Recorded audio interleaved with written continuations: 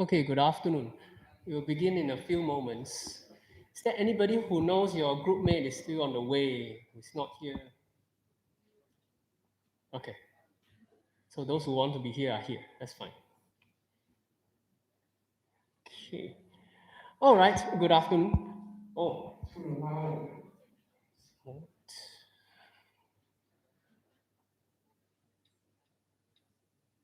all right, this is better. Okay, so this is it, the final lecture, and the content here. You will probably realize much earlier than I that it's not even tested. It's not even included in the assignments in any of those accessible components, right? But nevertheless, still content of this course. I wanted to do this earlier, but because of the various limitations and because of the requirements of the project, this was shifted from week 8 to today. Right. So today we're going to discuss financial decision and decision making and capacity in older adults. It is a matter that is very salient to older people everywhere in the world because, well, when one moves from adolescent to adulthood, in young adulthood, one takes charge of usually his or her own finances. One becomes responsible for a number of areas in livelihoods and life and lifestyle. And therefore, when one starts to decline in various faculties, particularly cognitively, one starts to find that the abilities and the responsibilities that are usually assumed to be in possession of that person is somewhat impaired or may even be suddenly eradicated or removed, which may be a shocking phenomenon to many older people and their families. So, what is financial capacity? What is the problem? What are the warning signs we could take heed of? What are the challenges in understanding or explaining this phenomenon called financial capacity? And finally, what are the studies? What are the research that shows us some evidence in late life regarding this phenomenon? All right, let me show this for a start.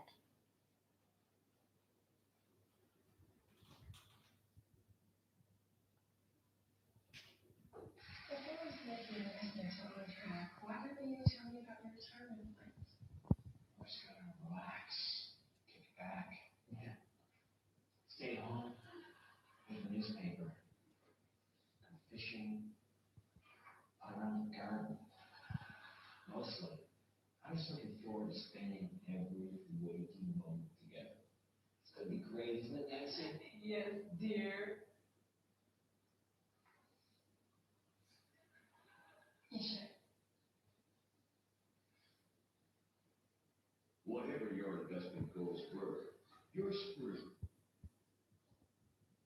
This is a commercial to ask people to start thinking early about their investment goals, including things that might happen, and then kind of letting them know that you would have to keep thinking and planning until the point when you're old, because because of the last line there, right? You can't really plan for everything. So today, when it comes to retirement or old age, we have two kinds of planning going at work. And one type is very in your face. You just go onto any social media, open your letterbox, or just on the internet, or yeah, if in fact in many places you get to see it. People come to you and say, would you like me to help you plan out your finances for now until you finish working? So that's financial planning, retirement financial planning, or life course financial planning, right? So uh, there are a lot of job opportunities. Companies keep going and multiplying, and employees are just mushroom in this area. Then there's another area that involves planning in retirement, which does not have this phenomenon at all. You don't see more and more companies being set up and more employees being employed to do that kind of planning. And that's called advanced care planning. right? I have mentioned this term before, ACP, right? The idea that when I am at a stage where I need care towards the end of my life, what options might I have? In those options, what I would like to be cared for. So I talked about this in the lecture on informal caregiving. If you recall, livingmatters.sg was the website that I showed you.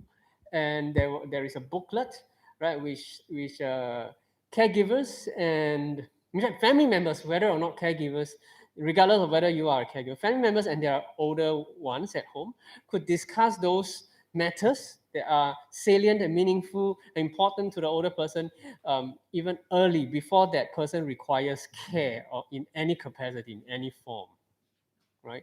So, for instance, um, when I die, I want to die at home or in the hospital, right? And if let's say when it comes to the very very end of life, if I'm in need of artificial breathing or resuscitation, should I resuscitate me or let me die a natural death? Words to that effect, right? The things I value in life or the things I value in later life are, if you recall those statements, filling the blanks. Having conversations about this earlier on in the lives of both the older adults and the family member is important. Now, we don't see many occupations and professions mushroom from there. Not doesn't seem to be a very lucrative business. People doesn't seem to want to invest money to learn how to do it, learn how to do it properly, and learn to do it in advance, and then learn to do it for themselves as well as for their loved ones. So demand is not there, therefore supply is not there. Price is low, so it's demand and supply. It's economics. So that's the other kind of planning that happens. What is financial capacity? It is one of the many things that need to be planned. Finances. However, one understands that after a certain age, one's cognitive ability is declined, right? We know that that's roughly in the 50s, 53, 55. I think the next slide says 53. Let me see. Okay, the next slide will say that age. So legally, it is a set of financial skills. Clinically, it is a complex IADL, financial handling or management. IADL stands for instrumental activity of daily living. Now, what really is an IADL? I would like to distribute this handout to all of us.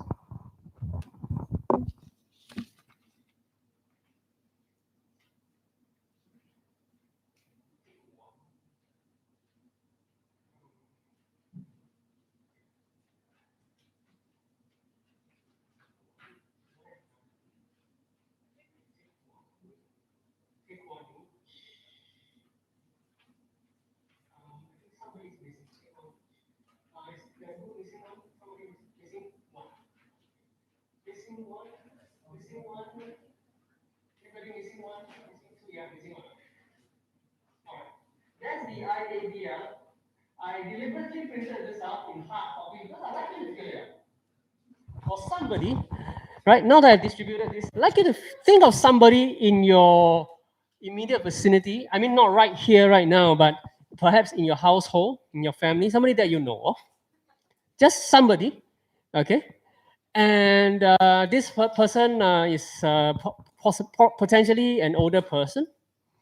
Perhaps, I don't know, your grandfather or grandmother or your mom or dad, depends, or some uncle or auntie or some neighbor, okay? The person that whose information on these various areas, 1, 2, 3, 4, 5, 6, 7, 8 areas, are most knowledgeable to you. That means you know about them. So think of that person, keep that person in mind, fill this up. Go ahead, take maybe a couple of minutes to see what score you get at the end.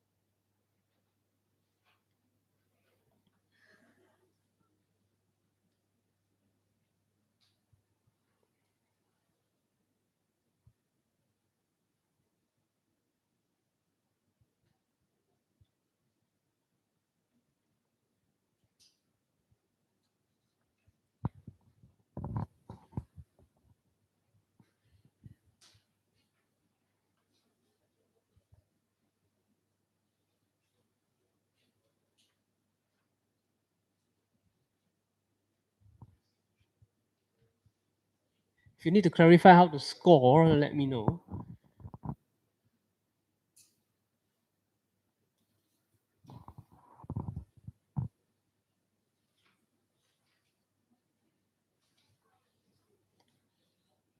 So on each section, there should be an answer or one response only. So 8 sections there elicits 8 scores or 8 separate responses.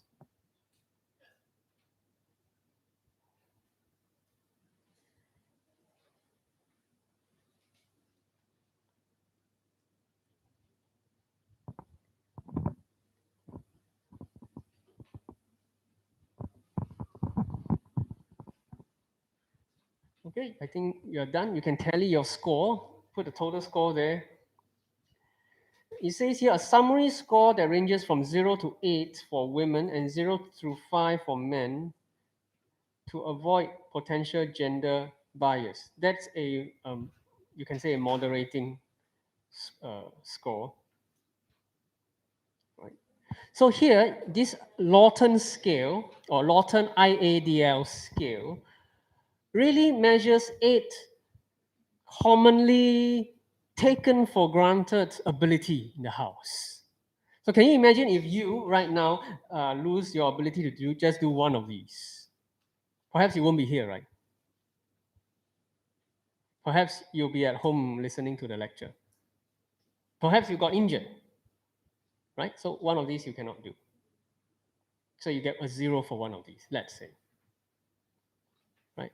A person, well, essentially the idea is that an independent human being is probably required to do these 8 general activities from the day-to-day basis in order to, well, to survive, to carry on life. That's the idea here. So when one person, so you can see when you see H, section H, ability to handle finances, manages financial matters independently. That includes budget, write checks, pay rents, bills, go to the bank, collects and keep track of income. Right? If the person is able to do that, circle 1, get a score of 1. If the person is able to manage day-to-day purchase but needs some help with banking or some of this, well, the person still gets a 1. If the person is incapable of handling money at all, gets a 0 in that section. Right? So of course the maximum score is 8. Minimum is 0.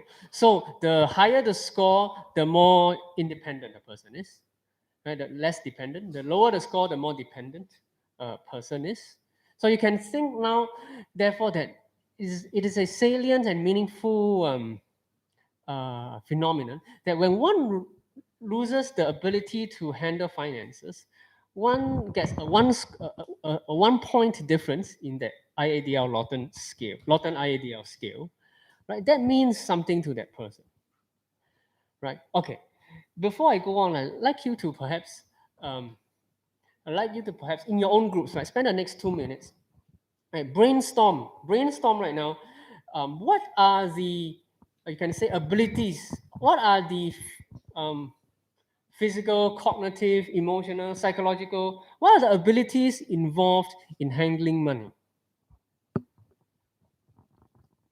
Okay, let me give you a clue. Think intelligence. You have gone through the lecture on intelligence, HP 1000. So what are the various capabilities under the various theories of intelligences that are involved in handling money? All right, 2 minutes. Discuss in your groups.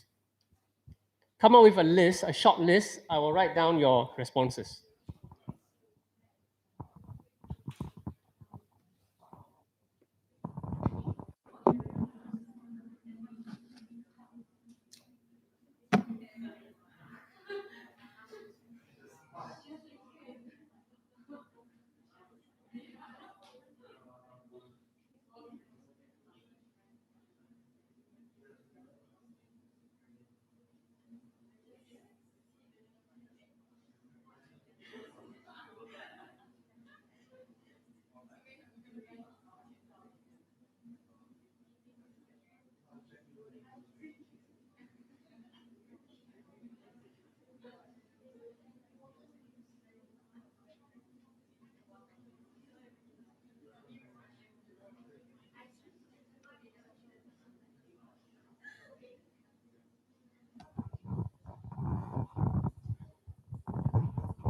Okay, 10 seconds more.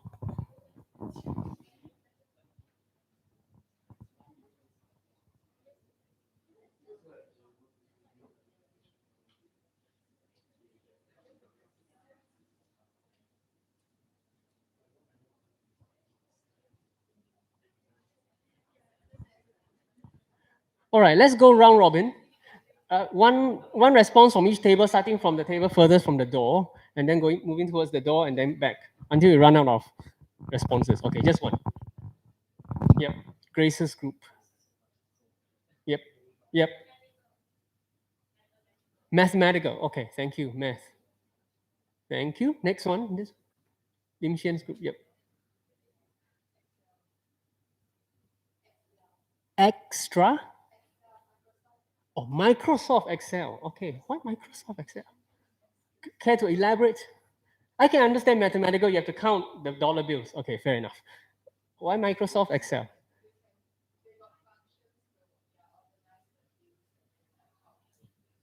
Organizational functions to organize the bills, calculation, arithmetics.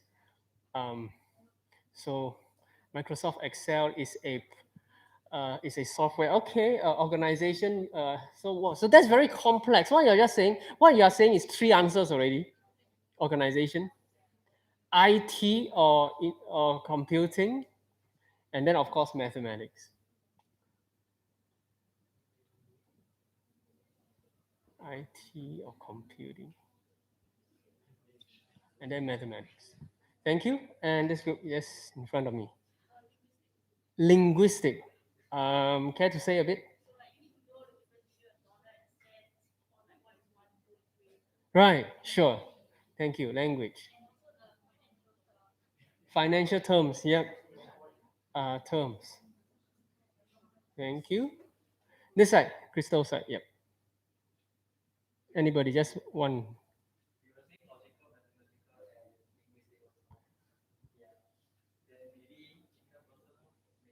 Interval, okay, perhaps. Why is that? Why might that be?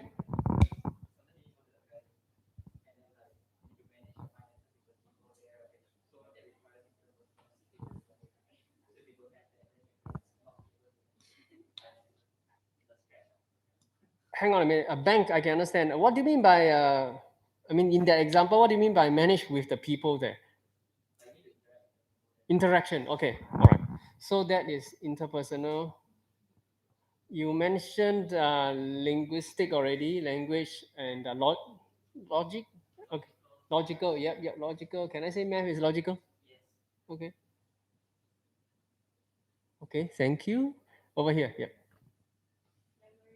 Memory. Okay, that's very broad. What memory? That's a whole module on its own. What? Which type of memory? Yes. Yes. We could have a 13-week course on memory, right? Yeah. What? Sorry. Pins. Memory. Okay. What kind of memory then?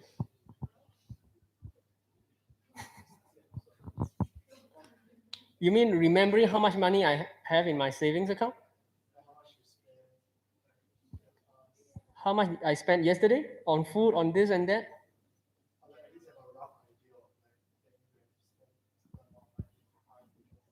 Okay, so you're talking about.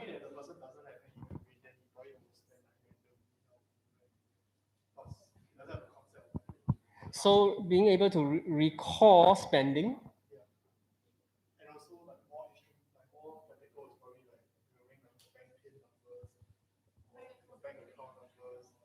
Bank, as in remember the bank account number? How many of us remember our 10-digit bank account number? Okay, 3, 4, 5. I remember the last 4 digits. The first three, was there's a bank code. So, sorry? PIN, right? PIN. Fair enough. So when we use the PIN, so when we say PIN, it's not just remembering, it's also using, right? The PIN, the personal right. So the remembering is yes, long-term memory. The using is working memory. Um, okay. So you have long-term memory, you have working memory. Okay. If we want to go further, we can on that. Okay, let's go back round robin to the furthest table first. Okay, other abilities. Any others? Emotional. Okay, care to say one example or elaborate? Why is that so?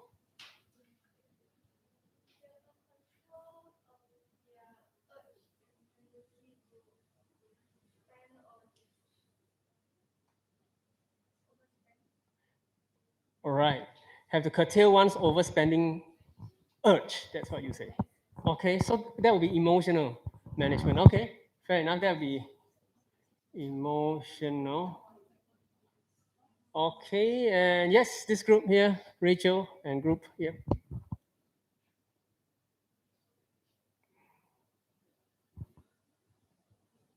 Any more? Or not on the list? Or somewhat on the list, but not really.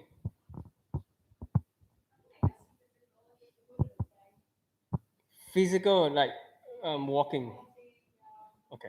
Mobility. Okay, okay. Mobility. Thank you. Thank you. That's ability. Yes, it is. Thank you. And here? Any more? Sense. Okay.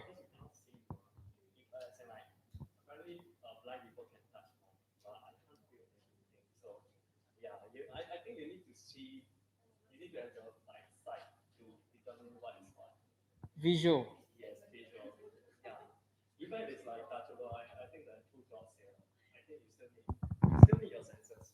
Right? Visual ability.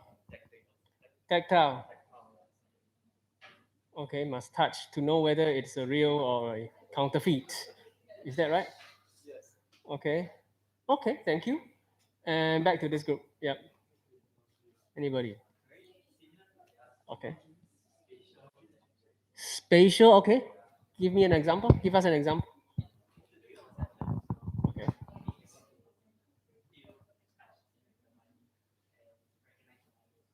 Where's the spatial component?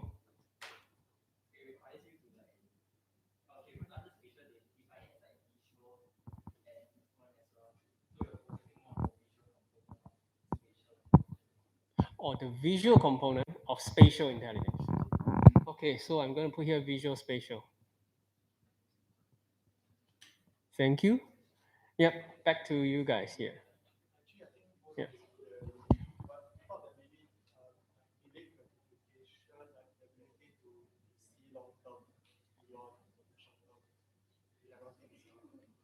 See, you mean like planning, literally planning?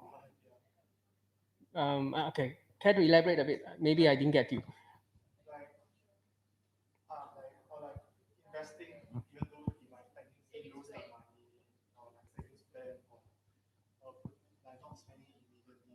Spending, not spending immediately, that is sort of curbing your urge, right? That group said the emotional.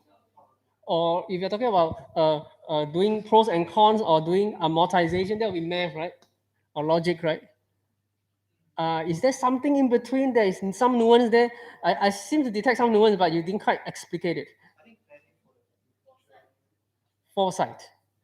Wow, that's like saying wisdom. What's that? Okay. What is this? Okay, I mean, feel free to help each other. Yep. To plan ahead. Planning. Okay, I heard the word plan. Yeah. Right.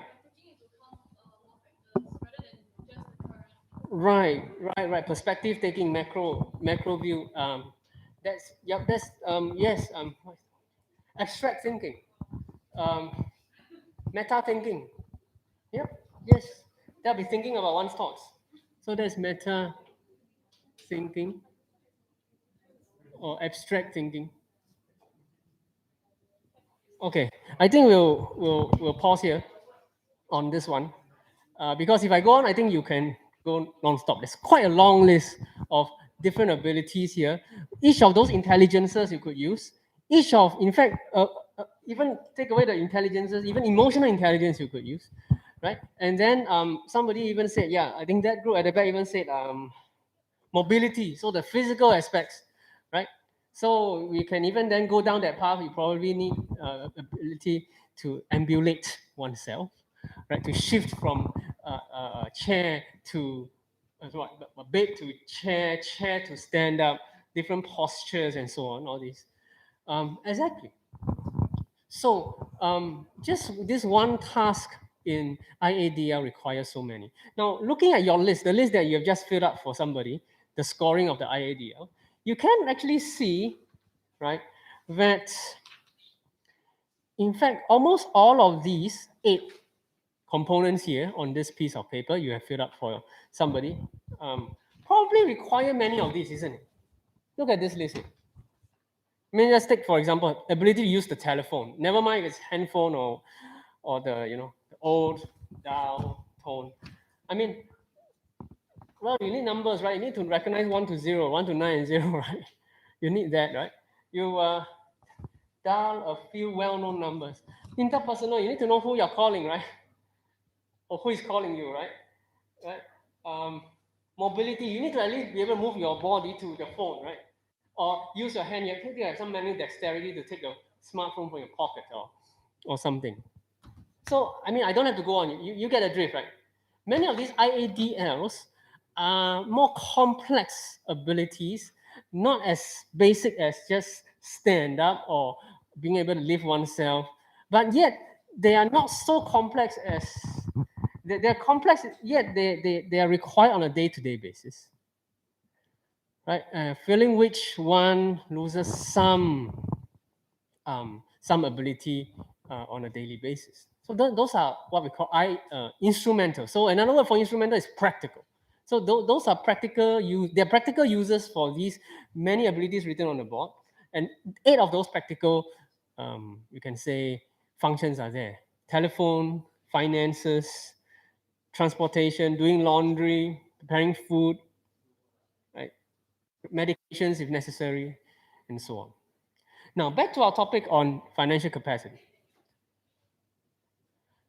This financial capacity, it's now understood to be a medical legal construct that represents the ability to independently manage one's own financial affairs in a manner that consists of consistent with, I beg your pardon, typo, consistent with personal self-interest and values. Not consist, but consistent, right? And so, while the legal people would define that as a set of skills, the clinical people would say it is an IADL. It's complex, it requires all these abilities. And the core aspect of individual autonomy, really, such as driving and mobility, is no different from ability to manage one's own finances, right? So the textbook uses the word driving because, well, in the States, almost everybody drives, even if it's not a very busy place, right? So you can imagine that clinically, if one loses his or her financial capacity, especially in old age, how that might be a clinical presentation, how that might entail clinical presentation. Discuss this a bit more later. Okay, now to be careful about the terminology here, ADLs are different from IADLs. ADLs stand for activities of daily living.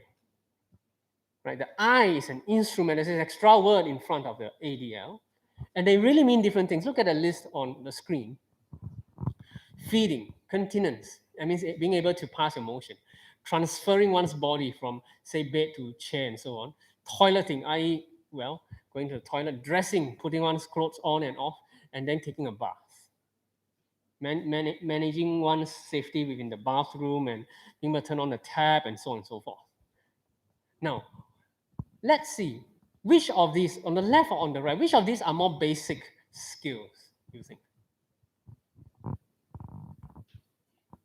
The ADL or the IADL? That's right, the ADLs, right? ADLs, if you just lose one of them, well, there's danger, right? So today, nursing home residents are admitted based on ADLs, 3 and more, typically. When you have 2 or 1 or 2, that's kind of marginal. Then it really depends on how the person scores on the IADL.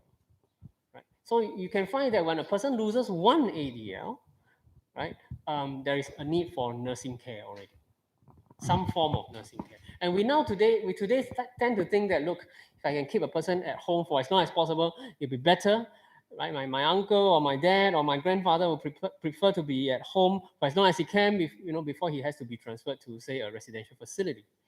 However, right, if he or she loses one of these, right, is what is the profession? Who is the professional who can, who is able to, who could be engaged to kind of assist on that one? So we tend to think in Singapore and in some other areas of the world that our domestic helper, domestic worker, often foreigner, right, could aid in one or more of these. And we can, in Singapore, we even say we give them a training. It's called what, CTG, Caregiver Training Grant, just for foreign domestic caregivers, right? But really, if you think about it, the ADLs are actually tasks that nurses do in the hospital for people who are injured or who have one or more disabilities. There is a scale called the Bartel Index of Activities of Daily Living. I'm going to pass this out.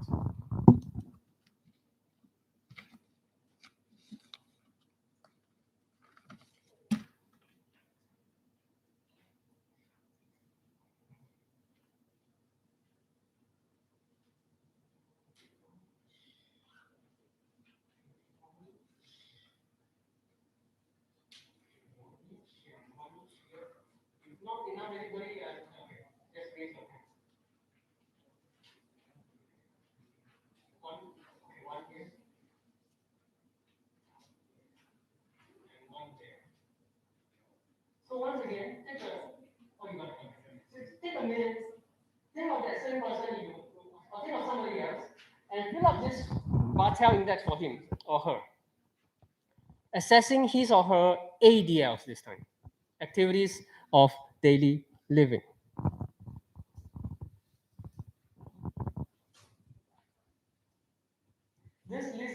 This list you see in front of you is elaborated from the basic 6 abilities. When you're done, go ahead to score.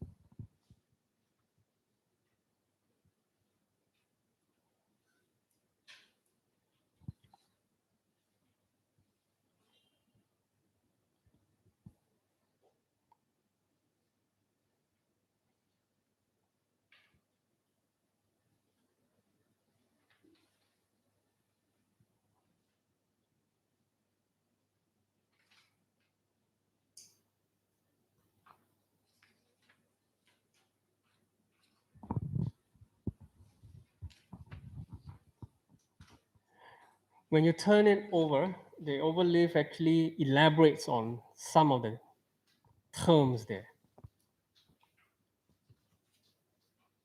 For instance, under bowel movement, if needs enema from nurse, then that is considered as incontinence.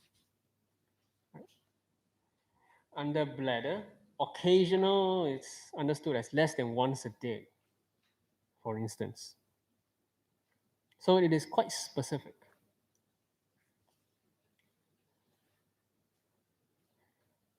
If somebody you know has a high score, right? If that person that you know has a high score, then he or she is fairly or very independent.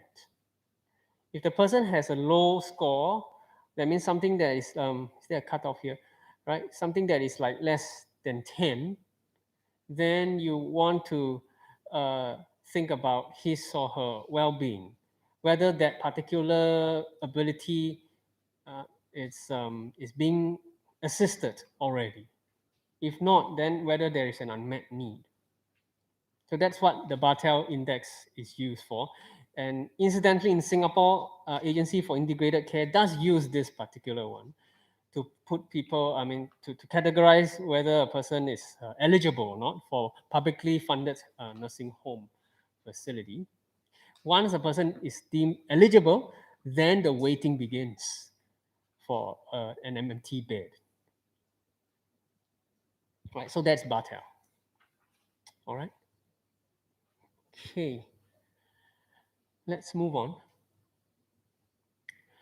Ethically, there is ideally an understanding of financial capacity too. But at the moment, this is questionable due to the lack of research. There is a knowledge gap here. So we can have a legal, a clinical, i.e., medical understanding of financial capacity, i.e., what is financial capacity.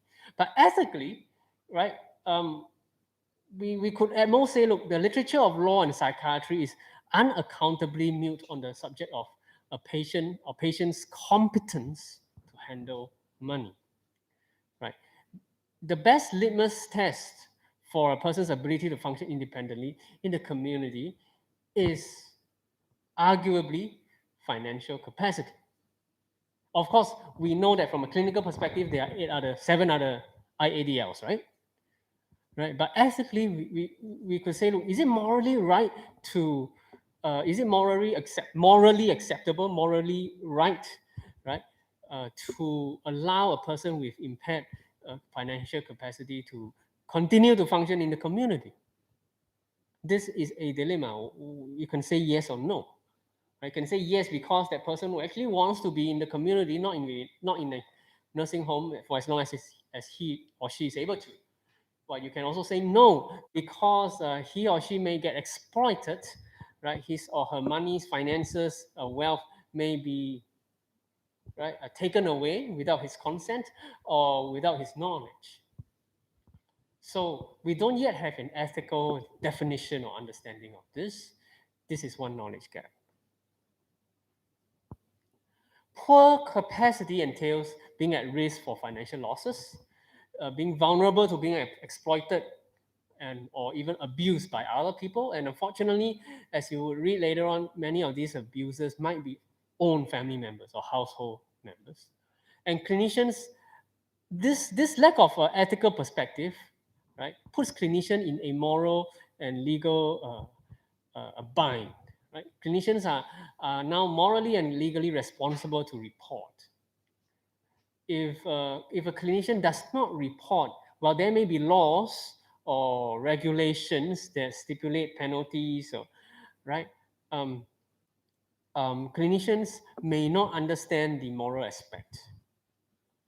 So there are cases where caregivers and family members are suspected of financially exploiting the older person, and these are not a few cases. Right. Financial capacity problem, cognitive aging, and disorders. We know in the literature, in research, that normative, that means normal decline, right, normal aging, normal cognitive decline in aging can impact a range of financial skills, right? In particular, the attention to and recollection of investment alternatives, overall financial decision-making capacity, according to Leibson. 53 years is that particular age, right, where financial decision-making acumen reaches kind of a peak. Thereafter, it seemed to decline. And that kind of coincides with many of those cognitive abilities, if you recall from our lecture one, from our Seattle longitudinal study. Right? There's this, after 53, there's this gradual decrease or diminution of financial abilities and increasing financial errors occurring from that point forward. Now, that was for normal aging or normative aging. For people with neurodegenerative diseases like Parkinson's and Alzheimer's, right, we see there is substantial impairments of financial skills, right? Early but already salient financial impairments in, say, MCI, mild cognitive impairment, are actually associated with these two types of dementias, according to research. In the lifespan, right, the occurrence of financial capacity impairment coincides with an accumulation of wealth. Understandably so, because a person has worked for many years, decades, up to a point when he or she is considered old age, say 70 or 80, right?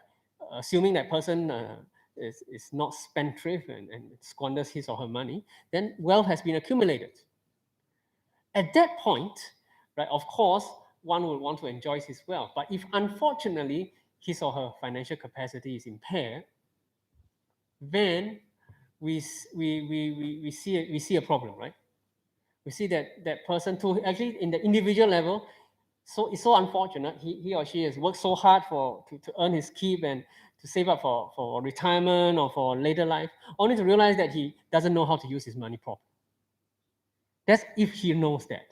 If he's in late stage dementia, late stage Alzheimer's disease, he wouldn't even be cognizant of what he is, what abilities are lost to him or her. Right? Then that's, you can say, lack of affect, no feeling. It is the people who are sad are actually the caregivers, the family members.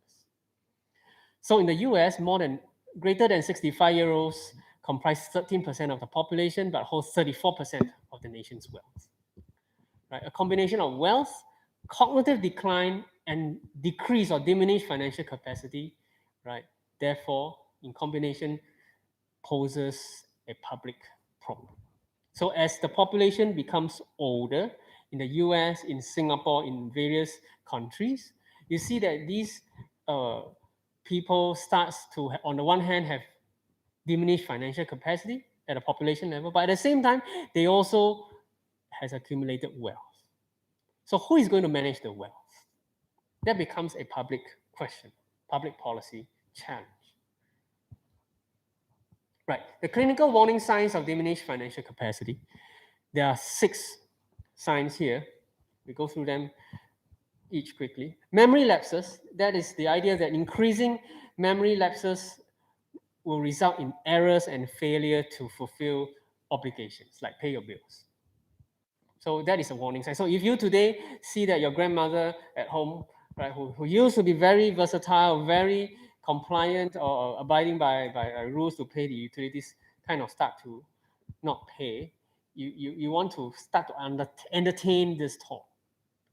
Does she, is she now beginning to have some diminished capacity financially? Secondly, disorganization. In what area? The idea that increasing disorganization and misplacement of financial and other documents at home, that is associated with failures such as missing tax and other deadlines. So one is kind of messy. I kind of know, yeah, I have to pay this bill and that bill, but kind of forget the deadline or thought that this deadline is for that bill, but it's actually for this other bill, right? So which doesn't happen in the past when he or she is younger.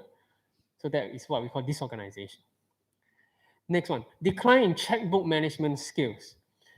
Changes in a person's ability to use checkbook, right, signing off a check, and check register to carry out everyday transactions. That requires some form of some ability in memory, i.e., long-term memory and working memory.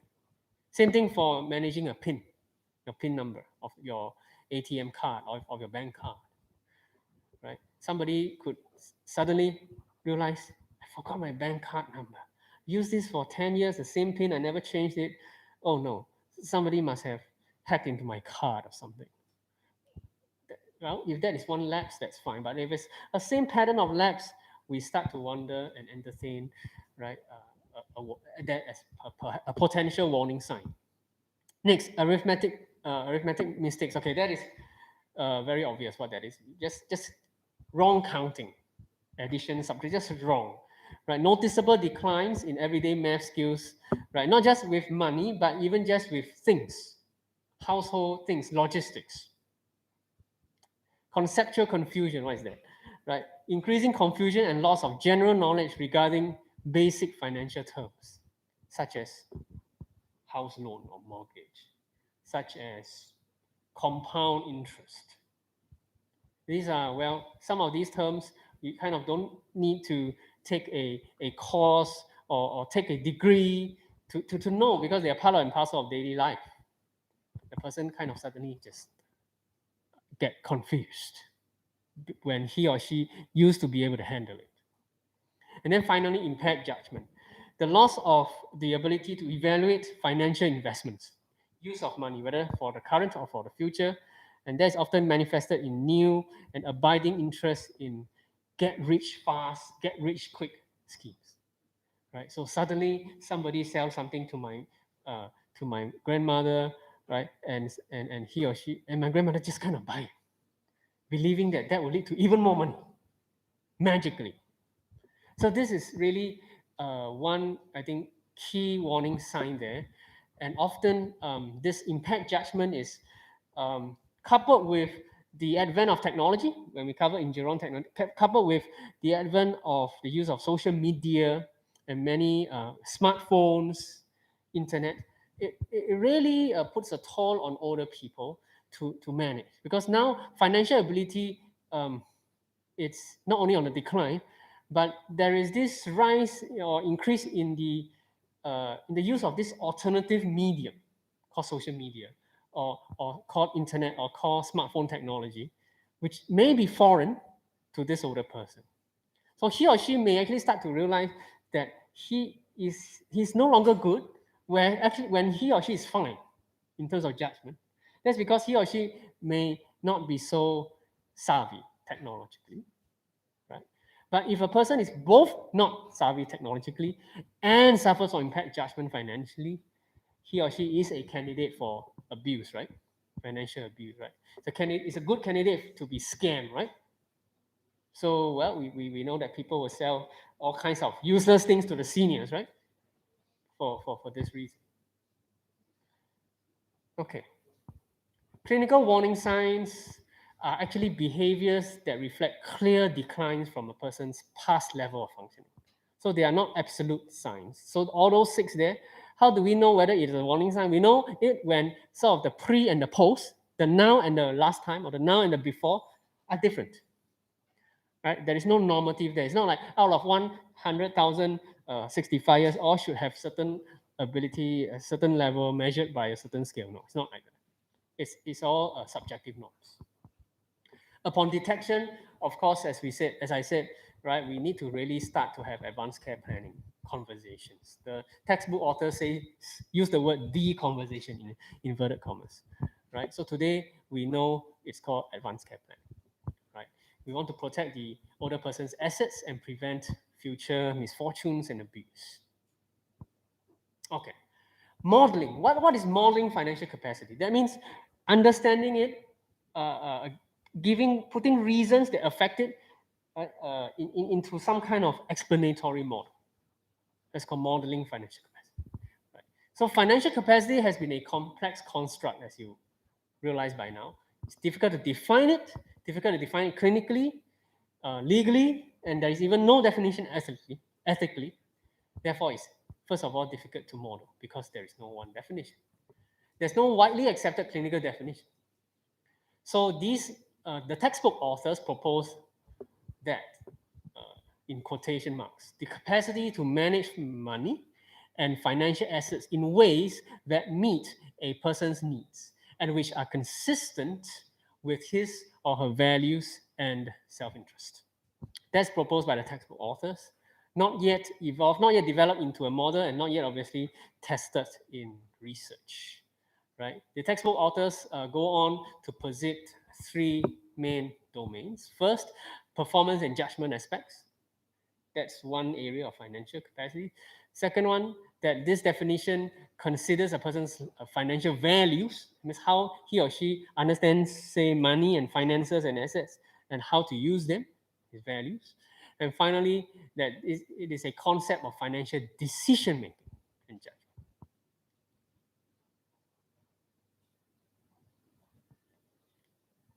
Right. Okay. We now move on to evidence or empirical studies, research, right, on this topic called financial capacity in late life. Beginning with people with mild Alzheimer's disease or mild AD patients. We know in literature, in research, that mild AD patients and moderate AD patients are both at risk. But of course, the moderate AD patients are at greater risk. Now, the textbook doesn't talk about severe AD. There's no information. That's because we cannot even engage them in research to begin with, ethically. because they can't respond. They can't give informed consent, right? So we can only say from research, mild AD patients or persons are at significant risk for impairment in most financial activities, and areas of preserved autonomous financial activities should be, right? If you are a caregiver or family member of such a person, right, you should carefully evaluate his or her autonomous, that means independent financial ability and monitor it. If you live with somebody with moderate AD, right, then he or she is at great risk for complete loss of financial activities. Perhaps that is imminent, perhaps that is not, but at risk already. And somebody needs to be assigned, or in fact, um, somebody needs to be assigned to take charge before that person reaches severe AD. Right? So although each AD patient may be considered individually, stated there, right, it's likely that most moderate AD patients will be unable to manage at all their financials. Somebody should be assigned already, if not yet done. All right. So that's AD. So less severe than Alzheimer's disease or dementia is what we call MCI, right? Mild cognitive impairment. In the textbook, there is specific evidence presented on amnestic MCI. Amnesia, that means tend to forget, right? Forgetfulness, amnesia. So in the areas of these four tasks: applying financial concepts, understanding and using a bank statement, understanding bills, and preparing bills for mailing, research has found that normal people do better than AMCI people. Right? Cognitively normal older adults perform significantly better than the AMCI group. So two groups on tasks, on these four tasks.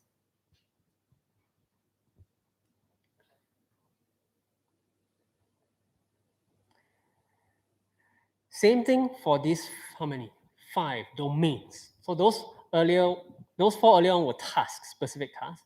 These are, you can say, larger scope areas or domains, right? So on these 5 domains, research has also found that cognitively normal older adults perform significantly better than AMCI older adults.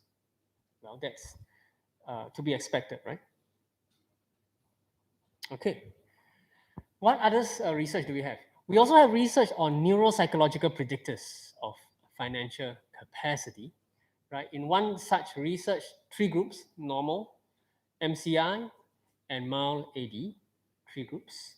Across 3 groups, research found this particular research found that written arithmetic skill actually predicts. Written arithmetic skill is a neuropsychological variable, right? It actually predicts financial capability in each of those 3 groups, right?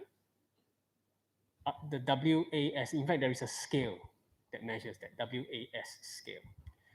Now, across the 2 patient groups, that means across the MCI group and the AD, mild AD group, right, we find that this visual motor function, visual motor tracking and executive function predicts financial capacity. But this particular variable called visual motor tracking does not predict financial capacity in normal aging or normatively aging older adults. So that's the second finding. The third finding, the normal group, right? The financial capacity of the normal group is predicted by those 2 things there. Or we should say that the normal group is financial capacity is predicted by short-term verbal memory and visual motor. Okay, I beg your pardon. That also appears there. So we are saying we compare these 3 groups, and we see that for all 3 groups, right, written arithmetic skill. So that we could say is a strong predictor, regardless of whether one is aging normally, healthily, or one is MCI, or one has mild Alzheimer's disease, right? Essentially, we can use written arithmetic skill as an indicator of a person's financial capacity. That almost indicates it. We move on. Okay, aside from cognitive variables or cognitive constructs that influences or contributes to financial capacity. There are also non-cognitive contributions. There are four main categories of such contributions, and we'll go through them one at a time. Psychological disorders, I don't have to list them to you, all of them, but the main ones that's found in research are these four, right? Schizophrenia, substance abuse, anxiety disorders, and neuropsychiatric disorders. These four impair an individual's awareness of his or her own cognitive slash functional impairment. And these four have been found to influence one's financial capacity in late life. That means a greater disease level, greater symptoms, more symptoms in each of these substance abuse symptoms, anxiety symptoms, schizophrenia symptoms, right? Lower capacity to manage finance. Okay, the next one will be physical dependence or frailty. Frailty, right? The word frail means weak, physically weak.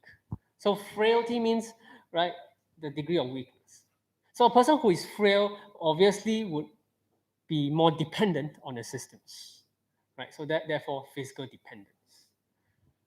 Um, Research has found that physical frailty, as physical frailty increases, one's financial capacity decreases. Right. The last line there: physical dysfunction and frailty predispose older adults to financial exploitation, which is actually quite um, quite sad.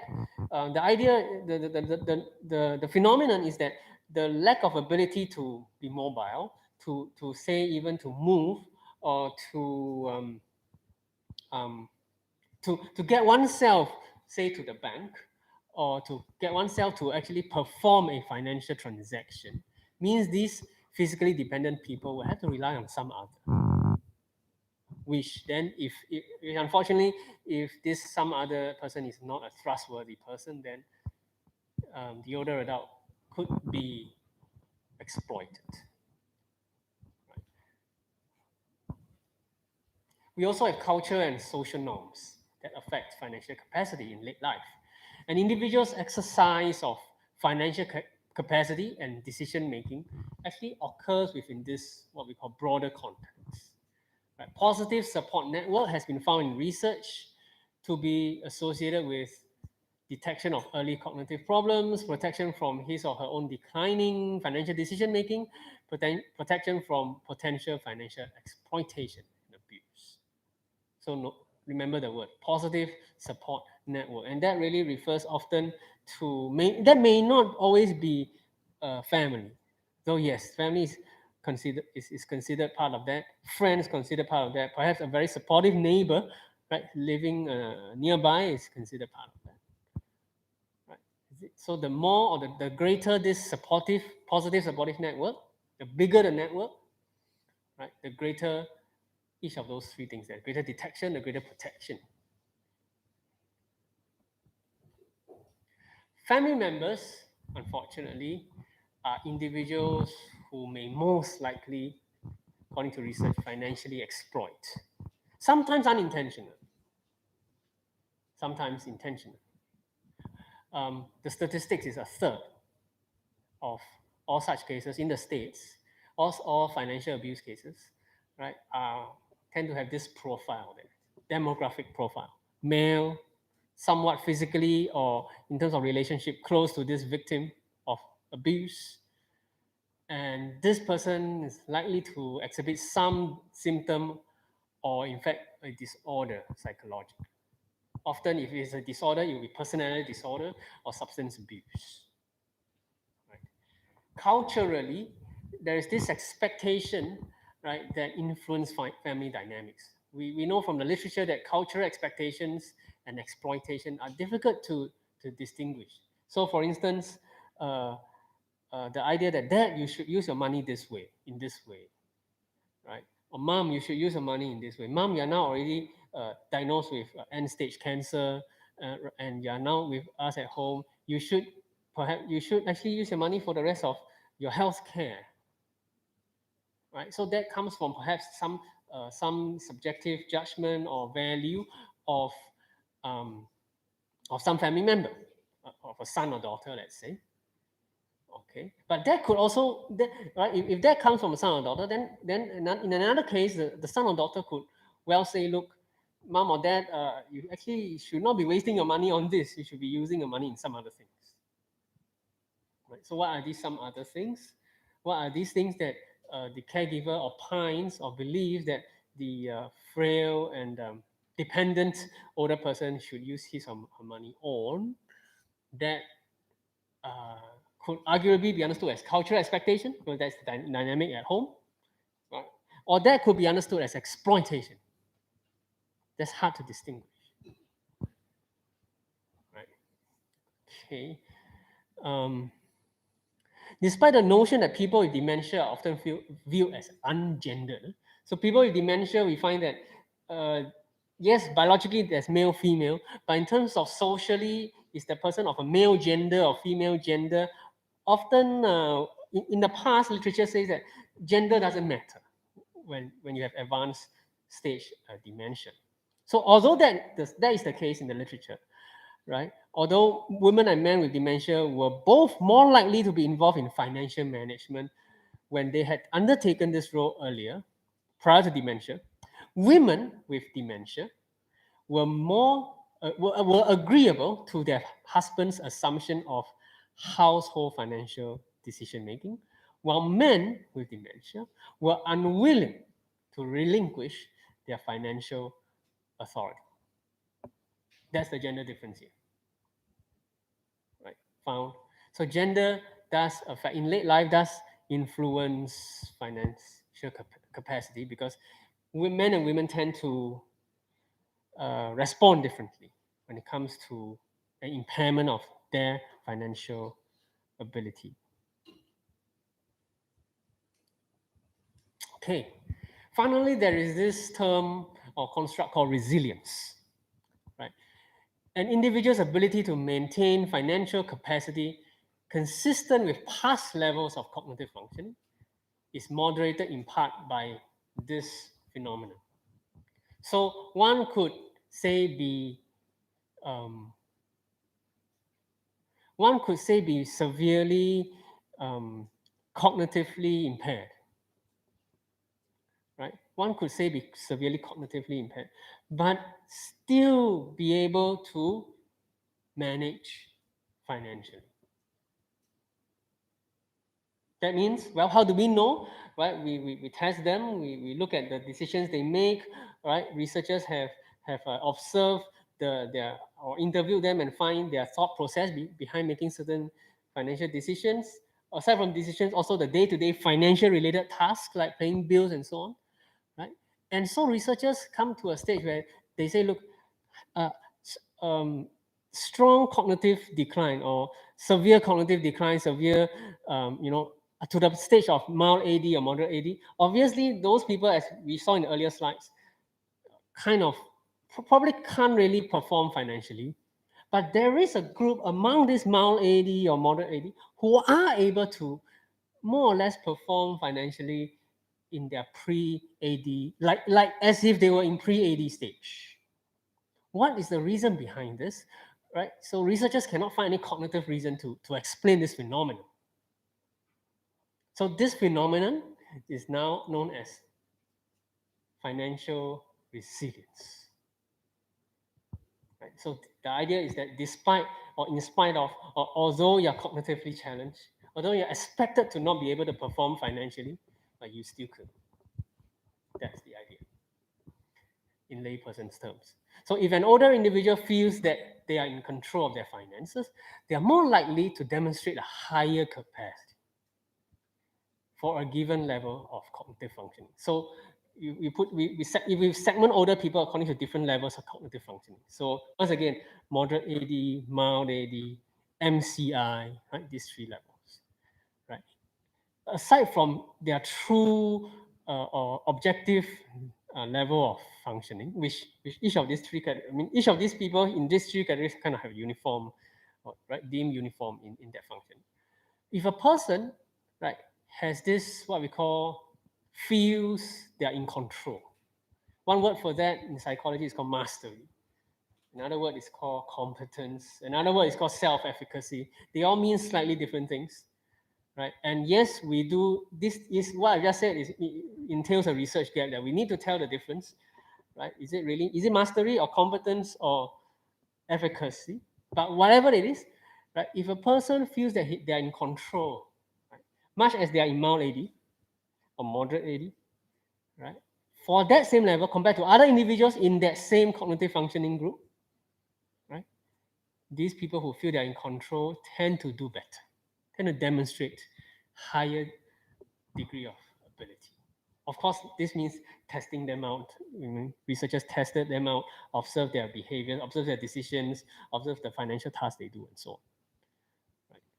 So, so now research has come to a stage where we are now uncovering, we are now trying to explain what we call unexplainable phenomena. What is explainable? What is intuitive? What is natural? What is nothing new? We already have research evidence to support. Now there is now this something new, whatever new thing there that we don't know the reason for, and that is why people who are expected to do not so well, nevertheless still do kind of well, as if they were not affected cognitively. All right. Okay. This is taken from, wait, I think the textbook.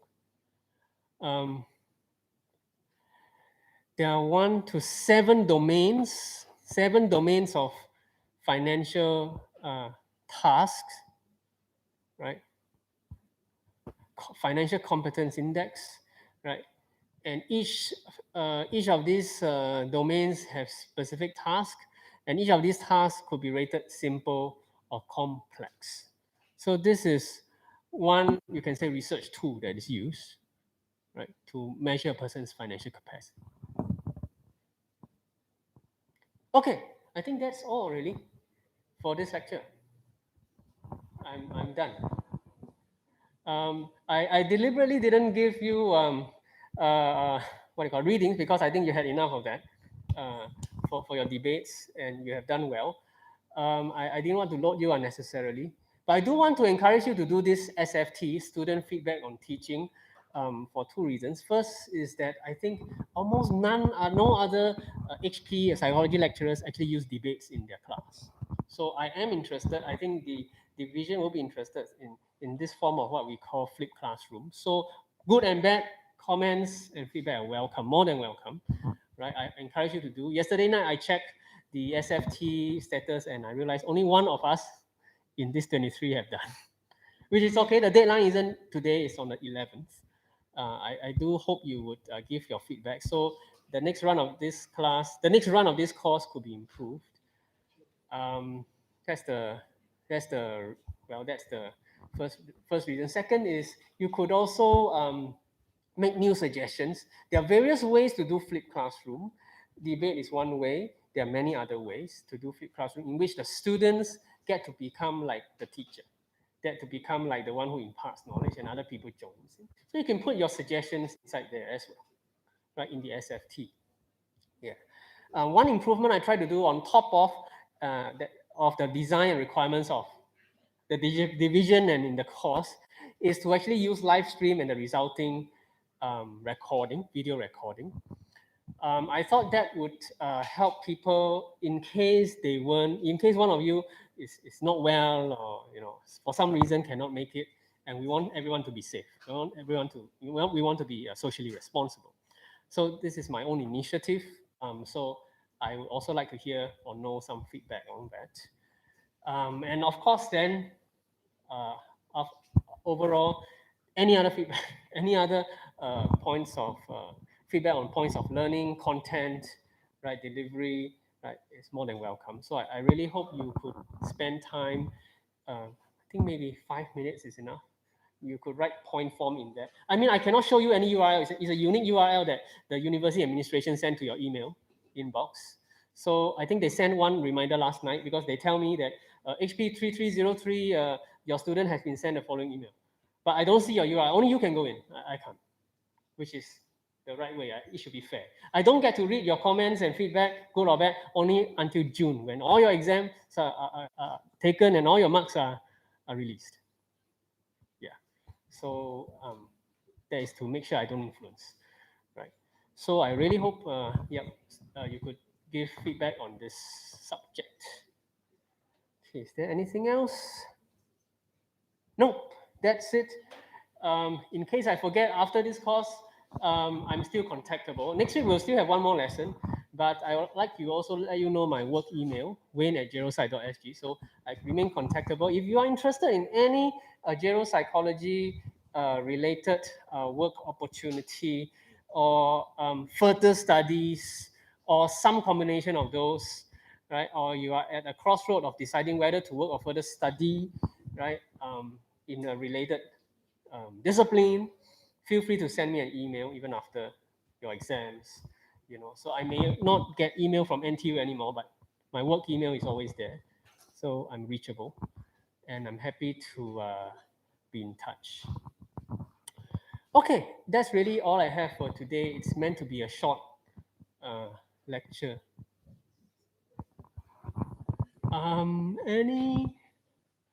Anyone has any questions on actually anything? Your assignment, your project, your video, your blog, whatever, your individual paper? Any? No? All good? Okay. All right. I will see you next week. So next week, we have 5 groups, so we'll have the presentations first. Each group will have 6 minutes. So I will be strict on 6 minutes. So please make sure it's 6 minutes. Okay, not including Q&A. So after 6 minutes is done, right, I will stop you or I'll ring the bell, and then the rest of the class could ask you questions, and that is when you get a chance to elaborate. So one thing I can say to encourage you to not so feel so stressed is, look, right, there's certain content you can kind of reserve so that those content can be delivered in Q&A. Right? So you could make people try within your 6 minutes, make people interested enough so that then when they ask you the question, that's the opportunity to deliver the content. So then you won't feel so cramped that you must say so much within that short 6 minutes or 1 minute. Because if your video is 5 minutes, then you're only left with 1 minute, right? Yeah. So that's, I think, something I could share with you. Next week, I have no topic in mind to give a lecture on, but there is one or two so far inquiry on or curiosity and share with me regarding perhaps on what is that? On interventions, on geropsychological interventions. That's not surprising. Even my non-psychology students, the caregivers, also are interested in interventions. I will see if I'll see. I'll gauge the interest. So far, it's just one or two, so I don't want to bore the rest of the class next week, because after the presentations, really, that's about it. You can go. So I don't have material. There's no more readings for the rest for next week. There's no textbook chapters. There's no assigned readings. You just focus on your project and your written paper for now. But if there's any topic so far we've covered or that we have not covered because of time constraint, which you hope to get a bit more information about or hear me kind of speak a little bit about, I definitely won't do a lecture, a full-scale lecture, right? Then feel free to write me an email, a short one, just to mention those 1 or 2 points, right? And yeah, then let me manage it in terms of whether there is time. Okay. If anything further, I'm just looking around. If there's nothing further, we are done for today. Thank you very much. Your printed hard copy of the journal, do leave them here. I mean, I'll be here till 5:30. You have until, strictly speaking, until 5:30. If you want to make any changes, you still can, right? Make sure you also submit the soft copy on the Turnitin. Any problems on Turnitin, do let me know. Submission. Thank you very much. I'll see you next week at the presentation.